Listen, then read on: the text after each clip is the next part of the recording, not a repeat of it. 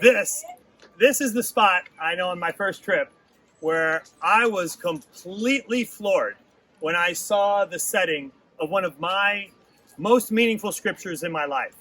One of the most meaningful scriptures for me, as one who was just so ugly, small-minded, myopic, selfishly ambitious, was that I wanted to live for myself. But Jesus, of course, gives us all the charge to deny ourselves, live for him. To deny ourselves, take up our cross, and follow him.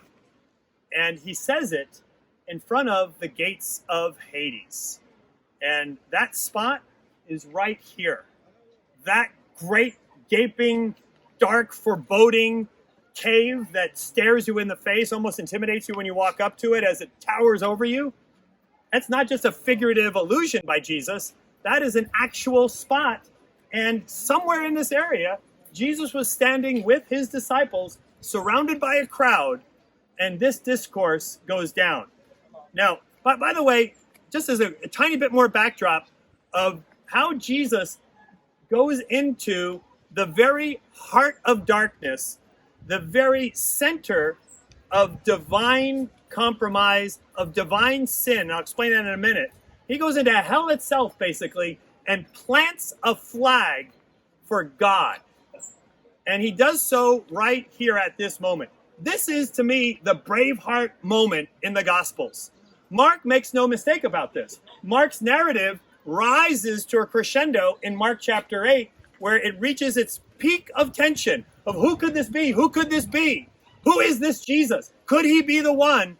And he decides, with all of that tension now at a fever pitch, at a time when messianic fever has gripped the entire land, he decides right here in the midst of this setting to reveal it.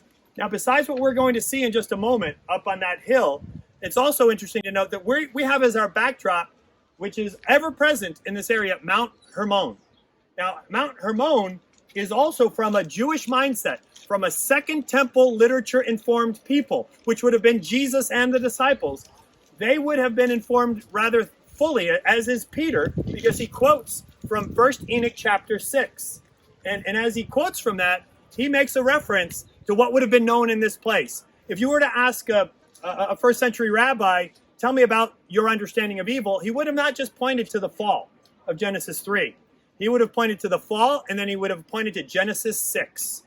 Genesis 6, when the sons of God come down and have sex with the women of men and corrupt all things. First Enoch writes about that. Let me read it to you from there. But first Enoch talks of this idea of the watchers, or the sons of God. There were 200 of them that descend on Mount Hermon. And before they descend, they make a little agreement among themselves, because they know that Yahweh is going to do a beatdown on them sooner or later. They know that they're transgressing, but what they see is so delightful to their eyes, and what they want to do is so sumptuous to them, that they decide, all right, if you go and I go, then let's make a covenant together so that it's not just me being put out to dry here, and don't leave me hanging. And the covenant they make is a covenant of let us all be anathema. And in Hebrew, that is the word Hermon. And that's why it is called Mount Hermon.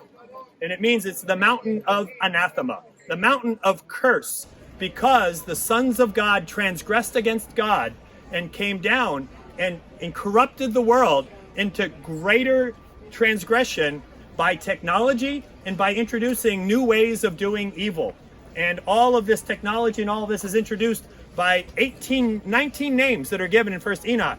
And those names, I believe, are Apple, Microsoft, Facebook, Sony. And that is the worldview of the depth of evil that is here. But that's not the only evil that is here. This place is called Banyos. It's a corruption of the name Panios. And Panios comes from the Roman god Pan, who was a fertility god. But he's just an evolution in the idolatry of this area, because it had been well before the Romans found their way here. This was the place of pandemonium under the Romans, but prior to that, the place where there was the copulation of Baal and Ashtoreth. Ashtoreth was the god of the Phoenicians, the Sidonians. Baal was the god of the Phoenicians, rather. And Baal was considered to be a fruitful god. He was the one that you prayed for the abundance of all of these crops. Thunder was his voice, lightning was his power, and water was his gift. And in the absolute just shameful corruption that was idolatry, it was regarded that in through the gates of Hades that we'll see here, down as a portal into the underworld, every season would go Baal with Ashtoreth. Ashtoreth is a plural of the goddess whose name is Astarte. And the Hebrews would take the vowels from their word for shame and kind of interpose those into the word for Astarte, where we get Ashtoreth. And so this shameful woman god from a Hebrew standpoint, and Baal would go down into the underworld, and it's all disgusting. And down there, Asherah would be pursued by Baal, and Baal would try to seduce her. And in that back and forth of seduction, she would so titillate him that ultimately he would ejaculate, sadly, is the idea that would go on there. And that would bring forth the abundance of water.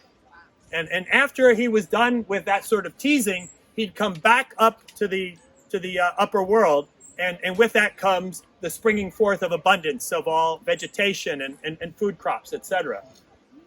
Now, over time, he then became supplemented in this fertility rite by Pan. Pan is that goat god of the Romans.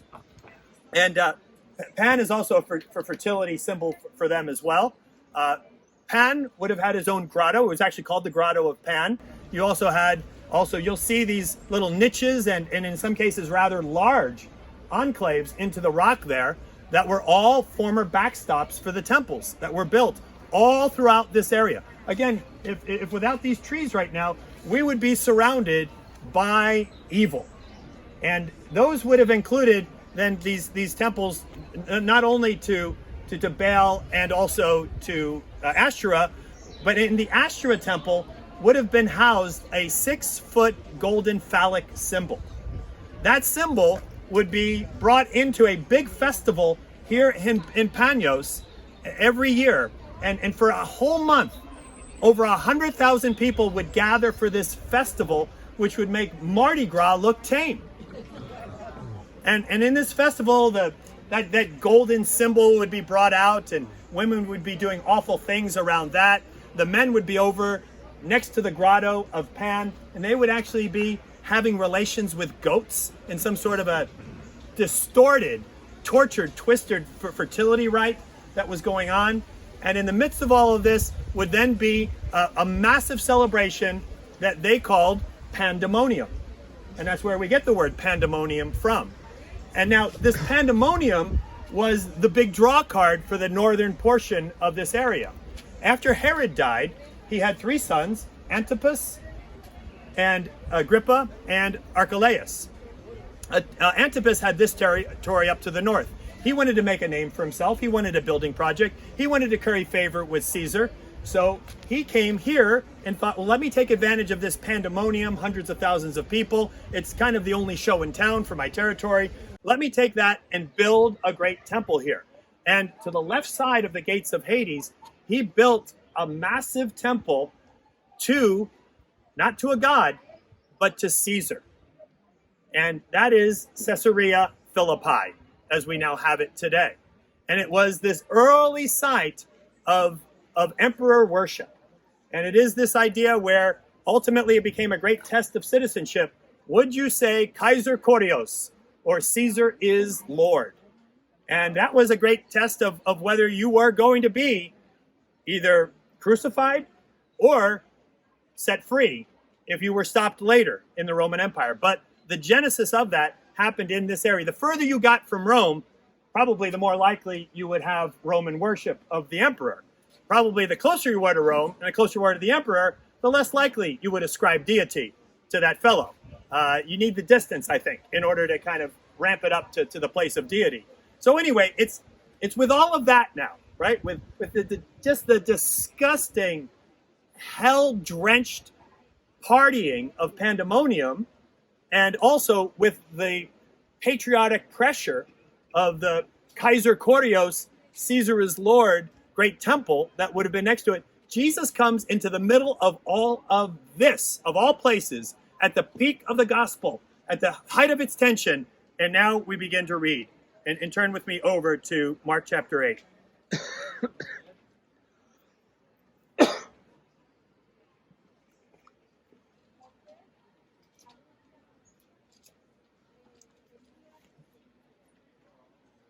Verse 27, and Jesus went with his disciples to the villages of, right here, Caesarea Philippi. Whether he was right here, right there, we don't know that.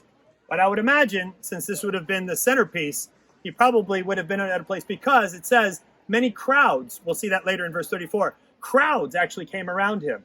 I doubt that it was off in a far-flung village then where he began to teach. So Jesus went with his disciples to the villages of Caesarea Philippi. And on the way, he asked his disciples, here it comes, the culmination, the denouement of the Gospel of Mark. Who do people say I am? And they told him, John the Baptist, others say Elijah, others one of the prophets. And he asked them, but who do you say I am? And Peter answered, you are the Messiah. You are the Christ. In Matthew's version, you are the Christ, the Son of the living God. And he strictly charged them to tell no one about that. Verse 31, and he began to teach them that the Son of Man must suffer many things, be rejected by the elders and the chief priests and the scribes, and be killed, but after 3 days rise again. He said this plainly, and Peter, who's doing well up until now, took him aside and began to rebuke him. But turning and seeing his disciples, he rebuked Peter and said, get behind me, Satan. You are not setting your mind on the things of God, but on the things of man. By the way, it's interesting that it seems like Peter gets it, but how quickly his eyes go dark again, only to need to be clarified yet again. When we go down to Bethsaida, Mike is going to do a lesson on the previous passage here, where we see almost a lived out parable of what's going to happen here for Peter. In verse 34, he says, and calling the crowd to him with his disciples. So for me, I imagine this. Some of us have climbed up to the top of there. I imagine from times being at the top there, looking down and seeing Jesus right down here with his disciples packed in, leaning on every word, but then also a crowd of perhaps concentric circles of interest as they get further away, but also starting to pack in. But what's interesting is whether you're right there as his disciple or even a little further out on the extremities as part of the crowd, this then becomes the standard of discipleship, whether you're right here or whether you're out there. And this standard, he says, if anyone, whether you're here or here, if anyone would come after me, let him deny himself, take up his cross, and follow me. Whoever would save his life will lose it, but whoever loses his life for my sake and for the gospel's will save it. What does it profit a man to gain the whole world, but forfeit his soul? For what can a man give in return for his soul? For whoever is ashamed of me and my words in this adulterous and sinful generation, of him will the Son of Man be ashamed when he comes in the glory of the Father with the holy angels. Of all the spots that he picks, not only to reveal himself, that I am the one, I am the Christ, I am the Messiah, the one whom the Romans would have been suspecting on the outlook. My goodness, to do it here in one of the most fervently patriotic spots where the Romans would be really looking to target that person. And then imagine if you're in that crowd at that time. Not only are you disgusted by everything that is surrounding you, a panorama of pandemonium that is appalling in every way. But then on top of all of that, you're also rather intimidated by that big monument to patriotism to Rome. And for Jesus to say, all right, if you're going to be part of what I'm doing, if you're going to be part of busting out and the Messiah really bringing deliverance. So you can't make your life about you anymore. Deny yourself. If you got your own agendas, they don't qualify if you want to be part of what it is that I'm doing. And on top of that, take up your cross. Take up your cross. A lot of times we sanitize that phrase. God forbid any of us said this, maybe you did, of, I didn't get much sleep last night. I guess that's just my cross to bear. You don't get crucified for a lack of sleep. The Romans crucified you, not even for robbing or theft, by the way. I'll talk about that in a second. They crucified you because you were an insurrectionist against the state. Do you want to know why those crosses will exist at the end of Mark's gospel? Well, Mark 15:7 says why. That they were reserved for those with Barabbas who committed murder in the insurrection. Those were the two crimes whereby crucifixion was deployed by the Romans. It was murder and insurrection, rebellion, revolution. And at the end of John 18, the last verse is verse 40. And it says, "No, not this man, give us Barabbas." Now, Barabbas was, and in my ESV it says, was a robber. In your NIV, it's going to say that he was what? An insurrectionist. In the New Living Translation, a Jewish freedom fighter. Every translation has a radically different, but they're kind of at two ends of a spectrum. Either he's an outlaw, a robber, or a thief, or he is a freedom fighter, Jewish freedom fighter, a bandit, or a revolutionary. One or the other. Now, that Greek word for a thief on a cross was leistes. Leistes is as similar to our word today of terrorist. But one man's terrorist is another man's freedom fighter. And so to say that he was crucified between two thieves is to say basically he was crucified between two terrorists, between two guerrilla warriors, between two partisans, if you're in a World War II frame of mind. But it's a freedom fighter that is up there from a Jewish perspective. What is Jesus saying to us when he says, deny yourself? Your life's not about you anymore. It's something bigger. And by the way, be willing to die for the revolution. You need to go all in for this revolution because it matters that much. We're not playing some sort of religious game here. We are launching a campaign of redemption of all mankind from the effects of this evil, and you're going to be with me as deliverers of this. Deny yourself, take up your cross, and follow me. This is the Braveheart moment in Mark's gospel. This is looking straight into the eyes of evil and not flinching by Jesus nor by the disciples.